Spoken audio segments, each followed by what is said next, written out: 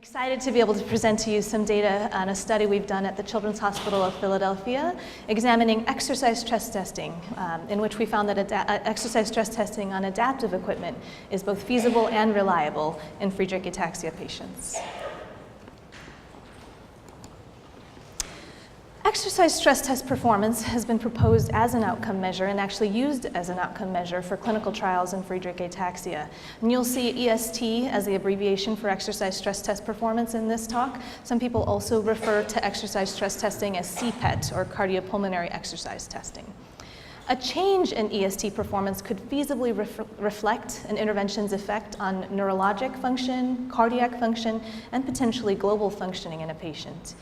There is precedent for the use of exercise stress test parameters as an outcome measure in clinical trials for other disease processes. For example, many of the adult beta blocker trials used exercise performance as an outcome measure, and the ongoing congenital heart disease trial in Fontan circulation is also looking at exercise parameters as an outcome measure using an intervention, a drug trial using udenafil.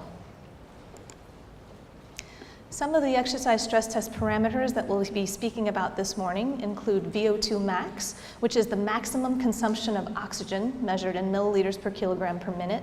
This is an effort-dependent measure, which is often used as a surrogate for cardiac output in exercise test performances. We'll also talk about the work rate, which is the watts per kilogram, or the power generated.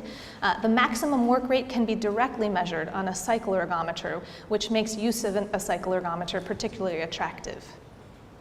The anaerobic threshold, or AT, is that point at which carbon dioxide production begins to rise out of proportion to the oxygen consumption, and that's due to the switch from aerobic to anaerobic metabolism. So this reaching anaerobic threshold certainly is dependent upon effort, but the measurement of this is effort independent. You don't have to judge whether someone has done a lot or a little bit of work. When you see that someone has made that switch from aerobic to anaerobic metabolism, you have found their anaerobic threshold. So this is often used as a marker of aerobic fitness. Finally, the oxygen pulse, a parameter that I'm particularly interested in the Friedreich population, is oxygen consumption per unit of heart rate. So this can be measured at any work rate, and it's really a surrogate for stroke volume because you're correcting that oxygen consumption based upon the heart rate. So it's useful for assessing changes in myocardial performance over time. So using exercise stress testing in Friedreich ataxia is attractive because it may be a more relevant functional outcome measure than other proposed measures. For example, we love looking at ejection fractions. It's a hard and fast number. You can put your mind around how well is the heart squeezing. But really, a person can feel well at an ejection fraction of 40%, can feel well at an ejection fraction of 65%. And in someone who has a phenotype of a hypertrophied heart, an ejection fraction of 65% doesn't necessarily say a lot about their cardiac prognosis or their cardiac performance. Exercise stress testing may also provide measures of cardiac specific as well as global functional capacity in a disease process like Friedreich's, which has both cardiac and systemic manifestations. Some of the potential pitfalls, however, of exercise testing may be an inability to truly estimate the full functional capacity of someone, even using adaptive equipment that tries to take their particular disabilities into account. You also need to make sure that you have similar effort put forth in every test, a similar testing environment with similar equipment, and also similarly trained personnel to replicate the test well each time. And finally, it may be difficult to distinguish between the global and the organ-specific performance using outcome measures such as exercise performance. So exercise has been described and examined in Friedreich ataxia before. For example, in the pediatric idebenone cohort, so this was ambulatory children with Friedreich ataxia, they reported low peak oxygen consumption and low peak work rates in this population compared to accepted norms. And those parameters did correlate with neurologic severity as well as GAA triplet repeat length, but not with echocardiographic parameters in their population. Similarly, I don't have a slide up here from it, but the Mykonos trial also looked at exercise performance and found correlation with, the strongest correlation with ICAR's score and not with echocardiographic parameters. In this trial, they did not find a significant effect of their drug, so this one was the idebenone study. So before and after idebenone, the peak oxygen consumption and the peak work rate were similar. More recently, Francesco Sacco's group here in Italy used VO2 max by an arm cycle ergometer, and they did not find significant improvement in Friedreich's patients who took the study drug, which was epoprotein versus placebo. The trial did not report parameters which would tell us how many of them reached a maximum exercise stress test. For example, they didn't report the percent who reached anaerobic threshold. But I did hear from them subjectively that they felt like the patients were able to exercise to maximal volition. Now, what do we know about exercise stress testing on adaptive equipment? Can we really use adaptive equipment and trust the reliability of such performance? Well, we do know from other studies that recumbent leg cycle ergometry performance is similar to upright leg cycle ergometry performance in healthy adult males, at least. So you're using the same muscle groups almost the same way, so that testing is thought to be relatively comparable. We also know that if you extrapolate to a peak VO2, when you perform a submaximal arm exercise test, that this does correlate with maximum oxygen consumption by standard upright ergometry testing in healthy men and women. Now, whether exercise stress testing on adaptive equipment in Friedreich ataxia patients is feasible, reliable, and also reflective of their underlying disease status still is unknown. So we sought to describe whether this is a useful parameter in Friedreich's. Some of you may recognize this handsome young man here demonstrating the use of our recumbent leg cycle ergometer. One of the things we learned early on is it's really important to be able to get the feet strapped in appropriately. So some of our early patients had trouble keeping their feet on the pedals, even though we're in a recumbent position, so presumably easier to stay on the cycle, the feet kept coming off, and so we had to figure out ways to strap their feet in appropriately. Some would use their own bike shoes and pedals, and then we also had to get pedals with straps a little bit more, I guess, rigorous than just a little Velcro. Here we have a young man who's demonstrating the use of our first arm cycle ergometry unit. We also found through trial and error that keeping the cycle ergometer for the arm on a mobile table, while it did allow the patient to stay in their own wheelchair, it didn't allow for really optimal testing based on actually size limitations. So you can see here that our metabolic equipment starts to run into the arm cycle, and then the patient has to reach a relatively long way to get all the way around the arm cycle. And this young man was actually relatively tall with relatively long arms, so he was able to do the test, but some of our patients couldn't. So we actually invested in a tower. They couldn't sit on their own chair with the tower unless we did eventually figure out how to, I think, disengage this chair. But most of our patients were able to transfer to the chair, which then comes up to the tower here. And because it's suspended and the height can be adjusted, they could more readily perform the arm cycle ergometry test and not run into the equipment. Our study at CHOP was really a feasibility study looking at whether the use of arm and leg cycle ergometry exercise stress testing is feasible in Friedreich's patients. We also specifically wanted to assess the test-retest reliability of both recumbent leg and arm ergometry exercise testing in this population. We also wanted to explore whether there were any direct correlations between exercise performance and neurologic status, cardiac status, and global functioning in Friedreich's. And finally, we aim to start to describe the natural history of arm and recumbent leg cycle ergometry exercise testing performance, at least over the course of a year in Friedreich's patients.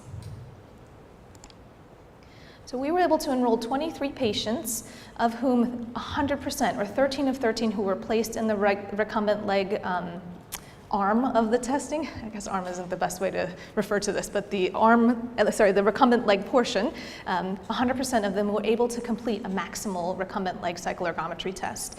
8 out of 10, or 80% of those placed in the arm testing arm, were also able to complete a maximal test. One of these patients was first shunted to the leg cycle ergometry portion and was unable to complete that, and we still had room in our arm cohort, and that patient also could not complete either of those tests. And then one who enrolled in the arm cohort, we had already completed the leg cohort enrollment, couldn't keep cadence because of spasticity.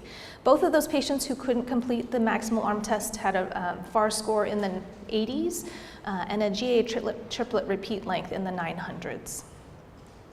Of those who went on to complete test-retest reliability testing, there were 5 in the recumbent leg group and 5 in the arm cycle ergometry group. And so far, 17 have come back for their 1-year follow-up testing. So our cohort was a relatively young cohort. The mean age was about 19 years of age. We had a minimum age of 8 because we wanted them to be able to be long and tall enough to get on the equipment and coordinate with the metabolic cart. There were no significant differences in terms of age between the arm and the leg cohort. And there were about 50-50 in terms of male and female. The average GA triplet repeat length was in the mid-700s, and there were 2 patients who had a point mutation, 1 in each group, the arm and the leg. The average age of onset was about 9 years of age in our cohort, so relatively young. Now, we specifically, for this feasibility study, selected patients who were low risk from a cardiac standpoint. So we didn't take anyone who had significant echocardiographic dysfunction. And you can see that reflected here. The average ejection fraction in our cohort was normal at about 65%. And they couldn't have had any history of significant arrhythmias also to participate in this feasibility study. There was a difference between the arm and the leg group with respect to their average FAR score. So the median FAR score in the arm cohort was 63, and the median FAR score in the leg cohort was lower at 57. Actually, it wasn't significantly different, but they tended to be a little bit lower. So how did they do on our various exercise test parameters? Not surprisingly, similar to some of the other studies, the VO2 max was lower than reported norms for healthy folks on traditional exercise testing, and that was expected. So on an arm cycle ergometer, the VO2 max was about 15, and on the recumbent leg about 23.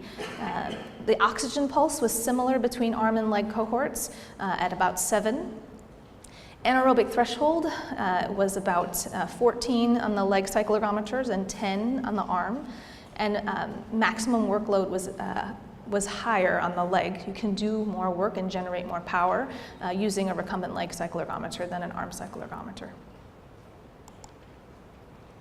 Now, one other thing that we explored with this study was that we used a questionnaire. It's called the PADS-R questionnaire, so physical activity and disability score, and this is a revised scale back in 2007. The scale is, I believe, -3 to +3 with a higher positive number, indicating a higher or less disability score in physical functioning. These are all self-reported parameters that looked at how much exercise or leisure time activity someone is able to perform in their daily life, overall general activities, what therapies they're involved in, whether they're employed and what degree of physical work they do in their employment, and then whether they're in a wheelchair and at what point they have used those aids. The average PADS-R score was significantly higher in our leg ergometry group as compared to our arm ergometry group. So I'm particularly proud of this data looking at test-retest reliability. You'll see here that maximum work and work corrected for weight, so work rate, was quite reliable both in the arm and in the recumbent leg cycle ergometry group. So the interclass coefficients were basically 1 for the work in both groups here, the arm and also the leg. And then also across the board for all the exercise parameters, there was really good interclass coefficients for the recumbent leg cycle ergometry group. I'm quite confident that the leg cycle ergometry in the FA population is quite reliable. So oxygen pulse, VO2 max, anaerobic threshold, and corrected work all had very good interclass coefficients.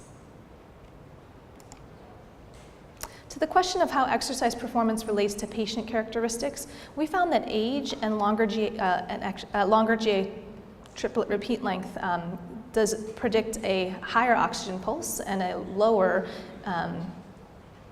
age predicted a higher oxygen pulse and longer GA triplet repeat length actually predicted a lower oxygen pulse. We also found that the lower FAR score and a higher PADS-R score predicted VO2 max and work rate. Now, when we use linear regression analysis, we found that age, sex, and GA triplet repeat length all predicted oxygen pulse, but not VO2 max, anaerobic threshold, or maximum corrected workload when corrected for which type of exercise was performed. So to look at that in a little bit more detail, here we're looking at VO2 max, which again is a surrogate for cardiac output. And again, we found that there was no prediction of VO2 max by age, by GA triplet repeat length, nor by male or female sex. Oxygen pulse, however, was predicted both by age and by GA triplet repeat length and by female sex.